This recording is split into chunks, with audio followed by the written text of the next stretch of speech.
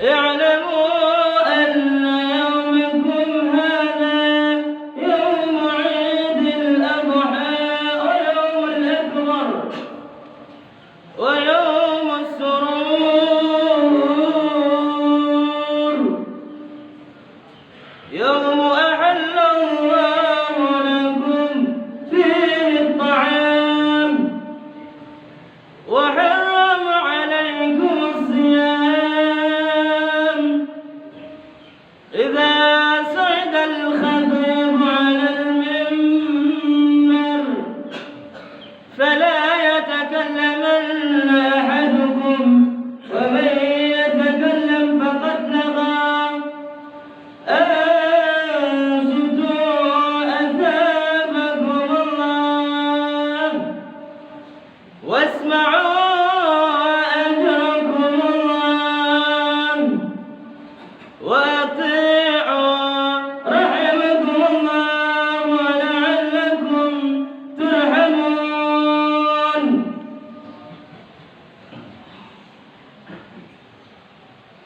اللهم صل على سيدنا محمد، اللهم صل على سيدنا محمد، اللهم صل وسلم على سيدنا ومولانا محمد، والحمد لله رب العالمين. اللهم كرم الإسلام من المسلمين والمسلمات والمؤمنين والمؤمنات الأحياء منهم والأموات، وانصرنا على إقامة الدين. رب اختمنا لأيامك بالخير ويا خير الناصرين برحمتك يا أرحم الراحمين.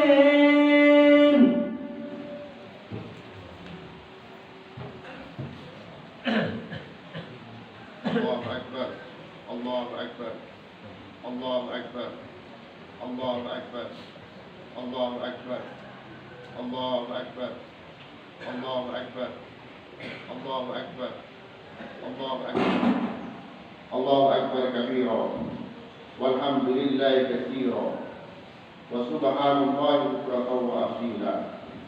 لا إله إلا الله وحده صدق وعده ونصر عبده وعز جنده وهزم الأحزاب وحده. لا إله إلا الله ولا نعبد إلا إياه مخلصين له الدين ولو كره الكافرون. وصلى الله وسلم على سيدنا ومولانا محمد عبده ورسوله وعلى آله وصحبه ومن تمسك بسنته من يومنا هذا إلى يوم البعث والنقض. أما بعد، فيا أيها الحاضرون رحمكم الله، أوصيكم ونفسي بتقوى الله فقد فاز المتقون. فقال الله تعالى في كتابه الكريم: أعوذ بالله من الشيطان الرجيم، يا أيها الذين آمنوا اتقوا الله حق تقاته ولا تموتن إلا وأنتم مسلمون. Ma'asyiral muslimin yang dimuliakan Allah Subhanahu wa taala.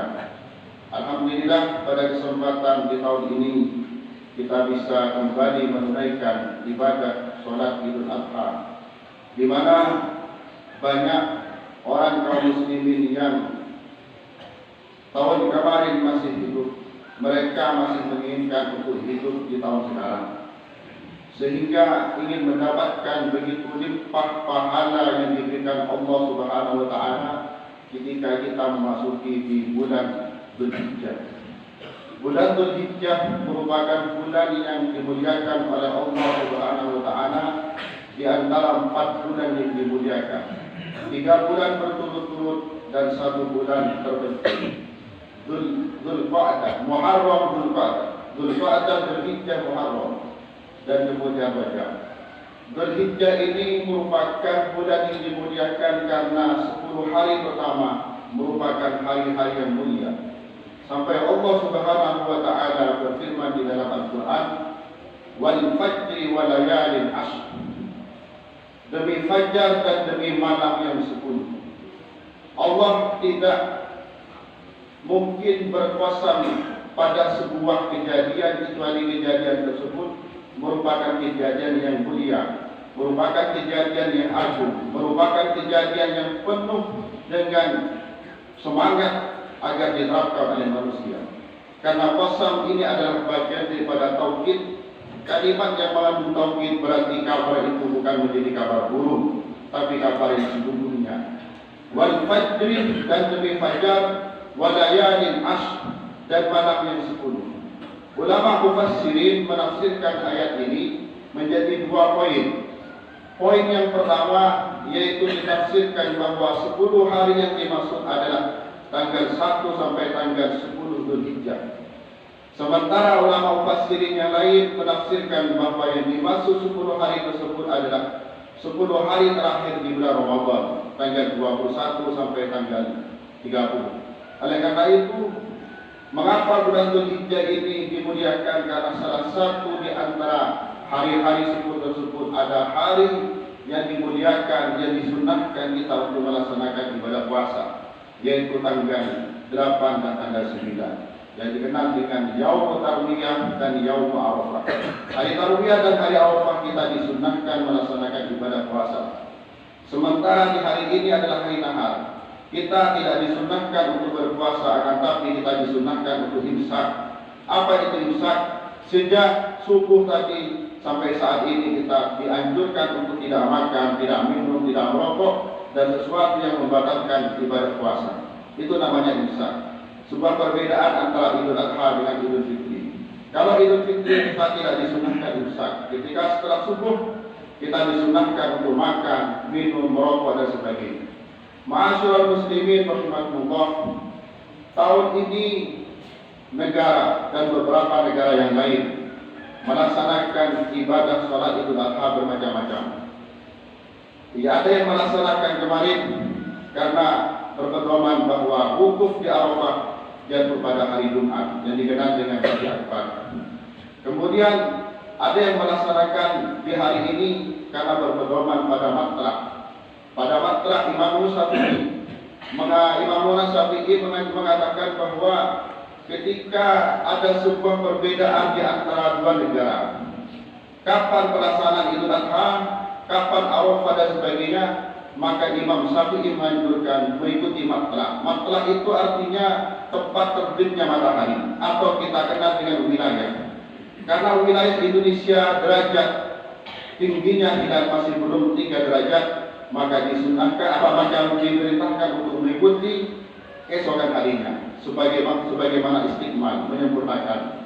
Oleh karena itu, ma'asyiral muslimin yang dimuliakan Allah, bagaimana kita menyikapi perbedaan ini? Saya ingat bahwa Rasulullah SAW pada saat usai melaksanakan perang Khandaq, karena kecapean Rasulullah, akhirnya Rasulullah menaruh pedangnya. Kemudian setelah menaruh pedangnya, Rasulullah melaksanakan mandi. Kemudian setelah melaksanakan mandi, tiba-tiba mereka Jibril datang bahwa qad wada'ta silah walakinna Allah la yadha ma wada'a kamakin. Kau telah menaruh pedangmu, kata malaikat Jibril, akan tapi Allah belum menaruh pedangnya. Silahkan lanjutkan perjalanan ke Bani Quraidah. Akhirnya Rasulullah memerintahkan para sahabat untuk melanjutkan perjalanan setelah perang Khandaq ke Bani Quraidah. Sampai Rasulullah mengatakan, la yusalliyanna ahadun al-asra illa fi Bani Quraidah. Jangan kalian melaksanakan salat asar kecuali di Bani Quraidah. Akhirnya para sahabat berangkat bersama-sama. Namun apa yang terjadi di pertengahan jalan, ternyata waktu asar hampir habis. Sementara Rasulullah mengatakan jangan sholat asar kecuali di Bani Quraidah. Sementara perjalanan Bani Quraidah masih jauh. Akhirnya sahabat berbeda pendapat. Ada yang berpendapat bahwa kita harus segera sholat asar walaupun sebelum Bani Quraidah. Ada yang berpendapat tidak, karena Rasulullah mengatakan kita harus sholat di Bani Quraidah, maka kita harus sampai ke Bani Quraidah walaupun waktu asar sudah habis. Ini adalah sebuah perbedaan antara sahabat. Akhirnya sahabat ada yang melaksanakan sholat di Bani Quraidah dan sahabat sebagian melaksanakan sholat asar di pertengahan jalan. Tidak lama kemudian kabar itu didengar oleh Rasulullah SAW. Walam yakni fil Rasul, akan tetapi Rasulullah tidak menegur sama sekali di antara mereka. Kenapa? Bahwa Rasulullah ini luar biasa memberikan sebuah perbedaan, menganggap sebuah perbedaan ini bukan sebuah permasalahan. Orang yang sahabat yang melaksanakan sholat di pertengahan jalan tidak ditegur, dibenarkan oleh Rasulullah. Sahabat yang melaksanakan sholat di Bani Quraidah juga dibenarkan oleh Rasulullah SAW. Maka dari itu, yang melaksanakan sholat kemarin dan melaksanakan sholat saat ini, insya Allah sama-sama benar. Dan semoga Allah menerima semua. Ma'asyiral muslimin rahimakumullah. Ketika Rasulullah menanggapi sebuah perbedaan itu adalah sebuah kebenaran, ulama mufassirin menafsirkan hadis ini bahwa kenapa Rasulullah tidak menegur di antara dua mereka, li'annaka lahuma mujtahid atau ijtihad. Karena ucapan di antara dua sahabat itu merupakan ijtihad, merupakan sebuah ijtihad, sebuah hati-hati. Karena ijtihad ini fa in asaba falahu ajrani wa in akhta'a falahu ajrun wahidun. Apabila mereka salah, apabila mereka benar, maka mereka mendapatkan dua pahala, dan apabila mereka salah, maka mereka mendapatkan satu pahala. Ma'asyiral muslimin rahimakumullah. Ketika kita berada di posisi saat ini, yaitu di Idul Adha, ada sebuah sejarah yang tidak bisa dilupakan yang menjadi sejarah sepanjang masa. Ialah perjalanan Nabiullah Ibrahim alaihissalam, seorang Khalilullah, seorang Abul Anbiya. Mengapa dinamakan Abul Anbiya? Karena Nabi Ibrahim ini melahirkan beberapa para nabi setelah Nabi Ibrahim. Nabi Ibrahim ini diabadikan di dalam Al-Quran, bahkan diabadikan di dalam sholat. Ketika kita sholat, di akhir kita membaca salawat al-Ibrahimiyah, salawat Ibrahimiyah, di mana Nabi Ibrahim kita bacakan salawat kepada keluarga Nabi Ibrahim. Ma'asyiral muslimin rahimakumullah. Nabi Ibrahim ini awal mulanya berasal dari kota Palestina. Ada yang mengatakan kota Ar, ada yang mengatakan kota Haran, dan pernah satu masa dengan Fir'aun bin Mesir.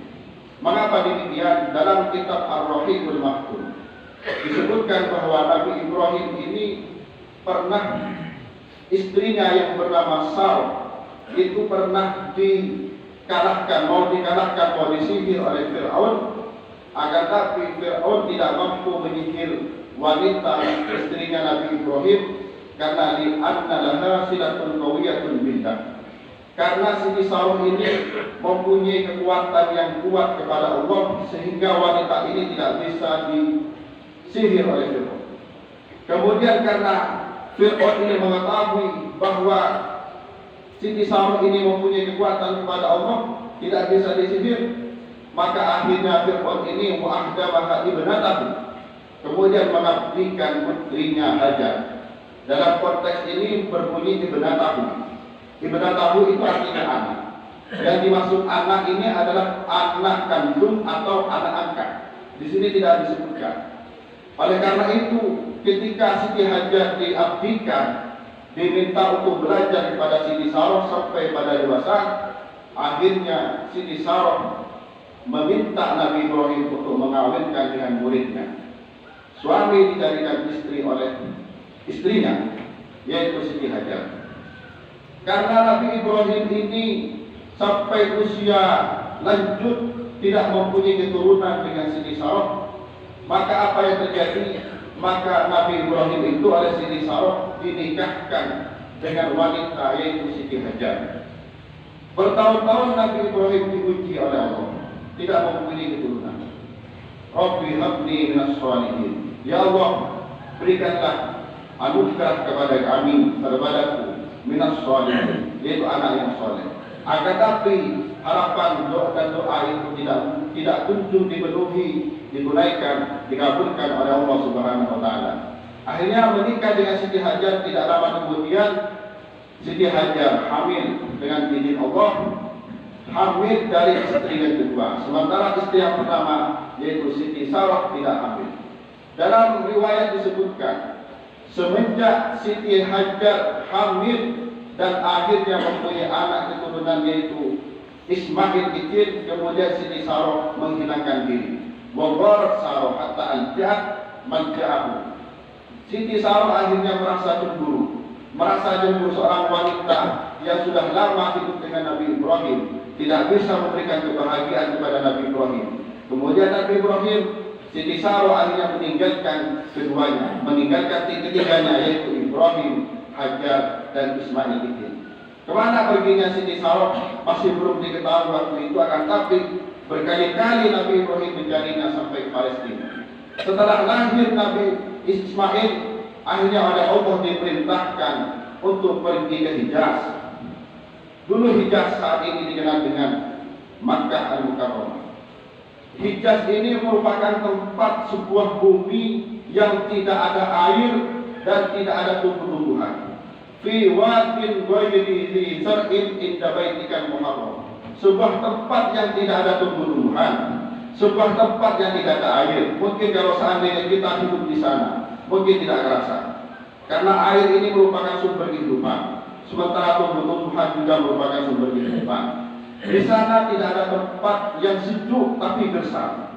Akan tapi karena diperintahkan oleh Allah, bayi yang masih merah baru lahir, karena diperintahkan oleh Allah, pergilah Nabi Ibrahim kepada sebuah lembah tersebut, tidak ada tumbuh-tumbuhan dan tidak ada air.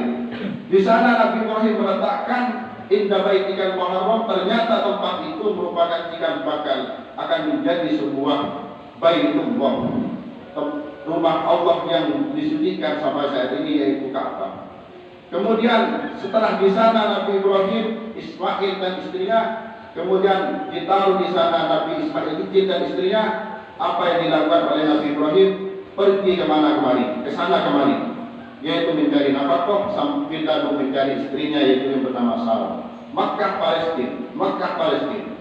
Dari Makkah ke Palestina ini menurut informasi bahwa perjalanan antara Makkah Palestina kalau mengendarai bis yaitu dihabiskan selama waktu 1 hari 2 malam. Kalau seandainya menggunakan bis, Makkah Palestina dengan jalan kaki. Walam tardi ayyamun hatta nafidaz zat wal ma'. Sampai pada akhirnya ketika ditinggal oleh Nabi Ibrahim ke Palestina berhari-hari, berbulan-bulan, hatta nafidaz zat wal ma', sampai hilanglah, habislah bekal dan air yang dibawanya. Kemudian akhirnya Siti Sarah lari-lari antara bukit Safa dan Marwah mencari air, ke sana kemari tidak ada air. Ternyata air itu keluar dari jejak kaki yaitu Nabi Ismail alaihissalam kecil. Dari kaki Nabi Ismail kecil ini muncullah air. Ketika itu Siti Sarah mengatakan, zamzami, air kumpullah kamu, air kumpullah kamu.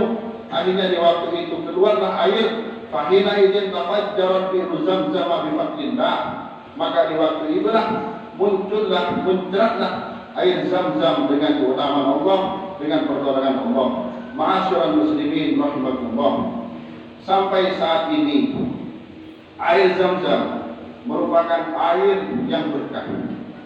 Rasulullah mengatakan, ma'uz Zam-Zam lima kuri'al atau lima suribal. Air Zam-Zam itu digunakan untuk keperluan apa saja. Sampai saat ini air Zam-Zam itu diminum oleh manusia sedunia. Manusia yang melaksanakan ibadah haji, manusia yang melaksanakan ibadah umrah, bahkan kita diberikan oleh orangnya. Karena apa? Air Zam-Zam lima suribadah. Ma'asyiral muslimin rahimakumullah. Allah Subhanahu wa taala berfirman, wa idh yarfa'u Ibrahimul qawa'ida minal baiti wa Ismail. Perhatikan ayat ini.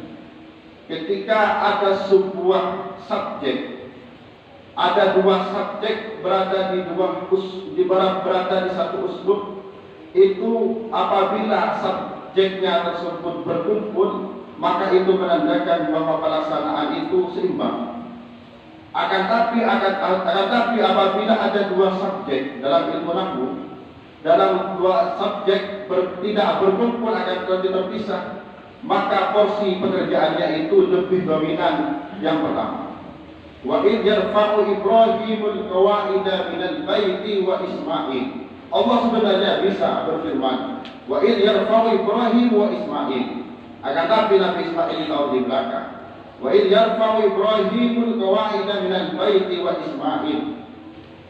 Ketika Nabi Ibrahim meninggikan bangunan Ka'bah, wa Ismail dan Nabi Ismail.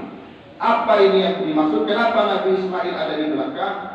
Menandakan bahwa ketika waktu itu Ka'bah sedang perlu direnovasi, akan tapi Nabi Ibrahim membangun kembali Ka'bah tersebut, dan Nabi Ismail yang usia 45 tahun waktu itu melihat abahnya, melihat ayahnya sedang bekerja, beliau merasa iba. Ini yang perlu kita tekankan kepada para santri, kepada para anak.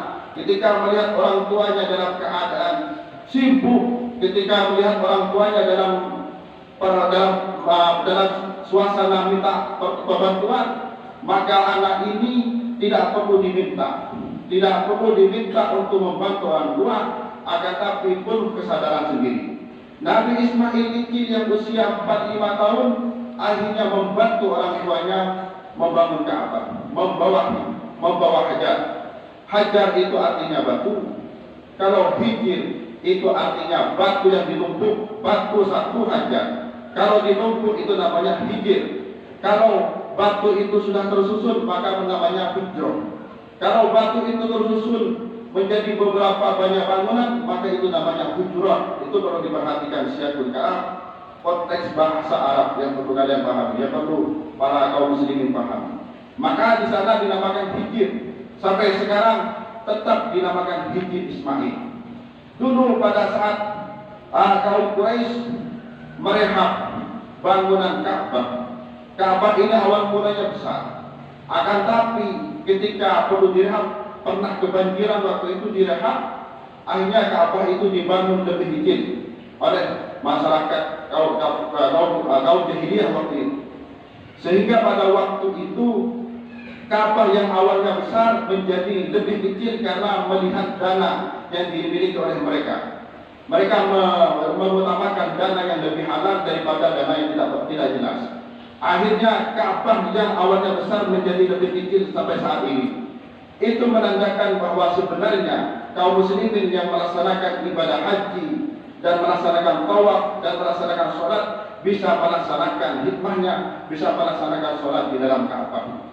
Kalau seandainya Ka'bah tetap besar seperti itu, maka orang-orang akan berebutan untuk memasuki Ka'bah. Ka'bah diperkecil agar kaum muslimin yang melaksanakan sholat di sekitar Ka'bah, maka samaannya melaksanakan sholat di dalam Ka'bah. Karena ada batas antara Ka'bah dengan hijir Ismail. Ma'asyiral muslimin rahimakumullah. Cerita ringkasnya bahwa Nabi Ismail ketika menginjak usia gulam itu masa yang belum balik.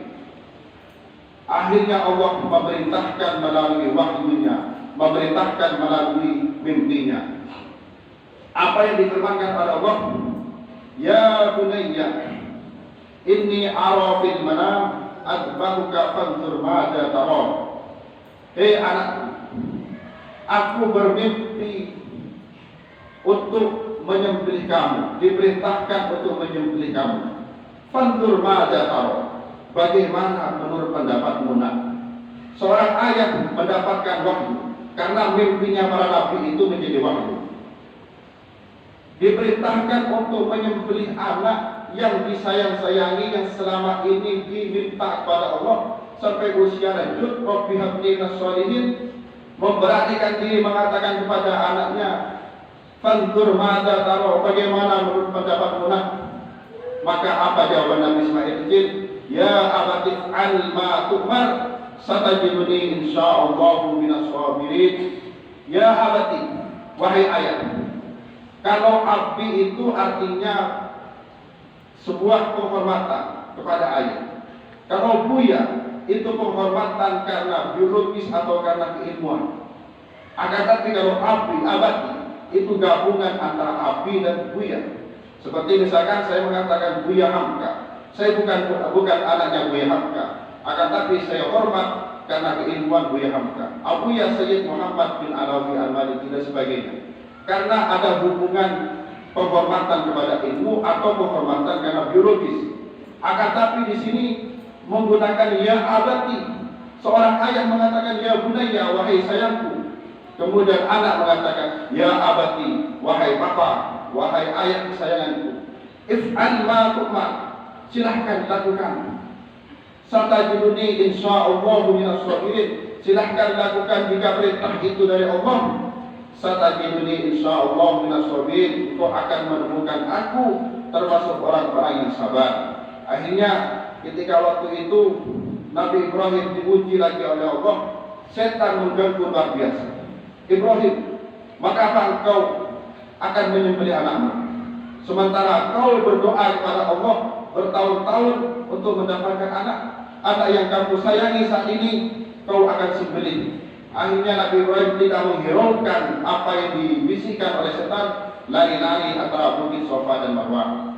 Dan sampai saat ini menjadi rukun haji, yaitu as-sa'i baina Safa dan Marwah. Kemudian lari-lari 7 kali sampai setan tetap mengejarnya.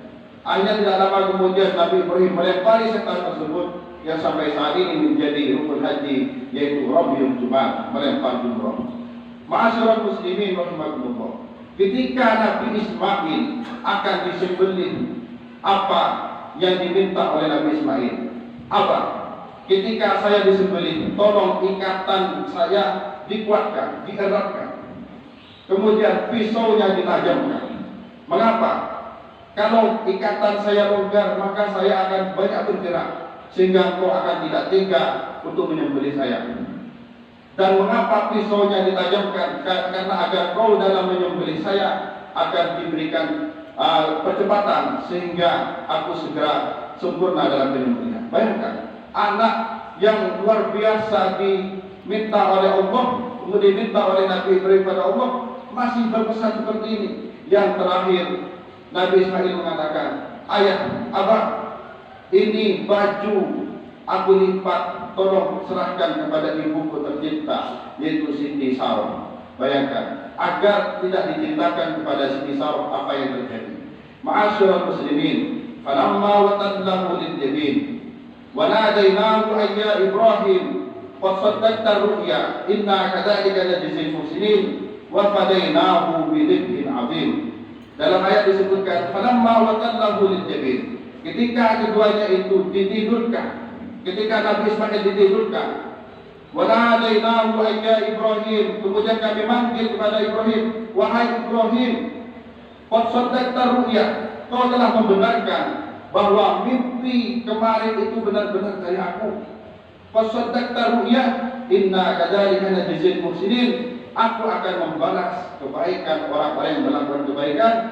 Wa fadainahu bidhibhin 'adzim, dan aku ganti anakmu itu bidhibhin 'adzim, dengan sembelihan yang agung. Tidak lama kemudian di samping atau di belakangnya ada hewan kurban, yaitu kambing dari surga. Masya Allah, Allahu Akbar, Allahu Akbar, Allahu Akbar. Ma'asyiral muslimin rahimakumullah.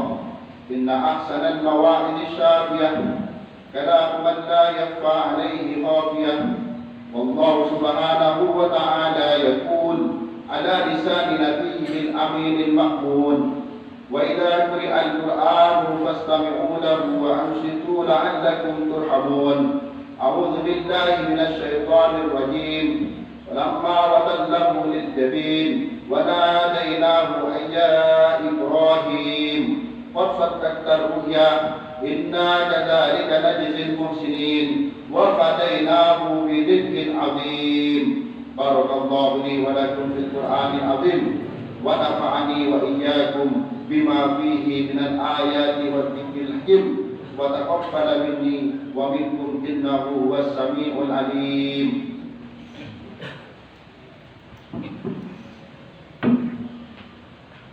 اللهم صل وسلم على سيدنا وحبيبنا وشفيعنا وطبيب قلوبنا ومولانا محمد واجعلنا من خيار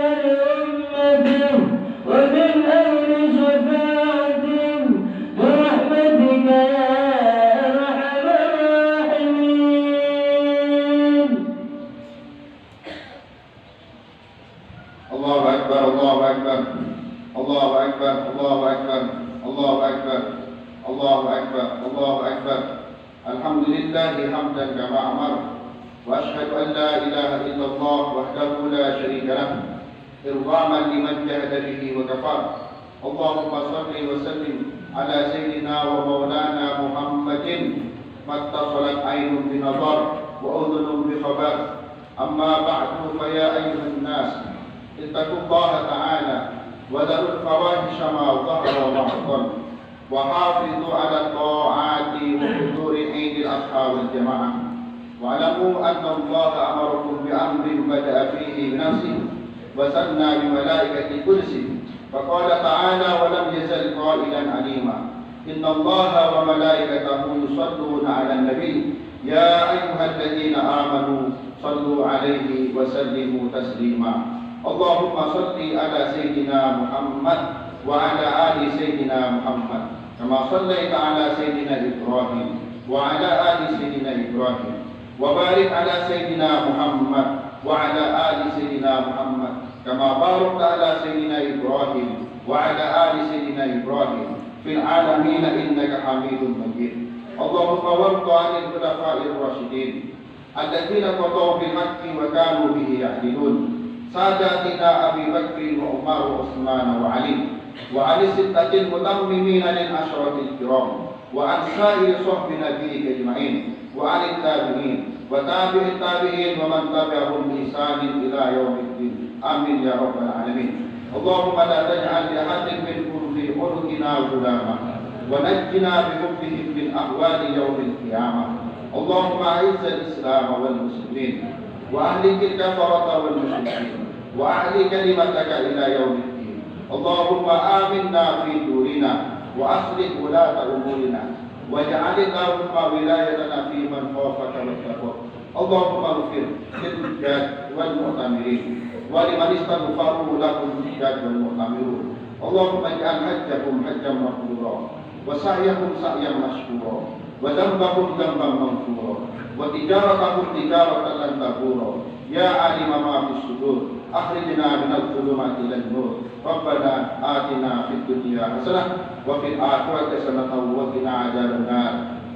عباد الله، إن الله يأمركم بالعدل والإحسان وإيتاء ذي القربى وينهى عن الفحشاء والمنكر والبغي يعظكم لعلكم تذكرون. فاذكروا الله العظيم يذكركم، واشكروه على نعمه يزدكم، واسألوه من فضله يعطكم، ولذكر الله أعز وأجل وأكبر. السلام عليكم ورحمة الله وبركاته. اللهم صل على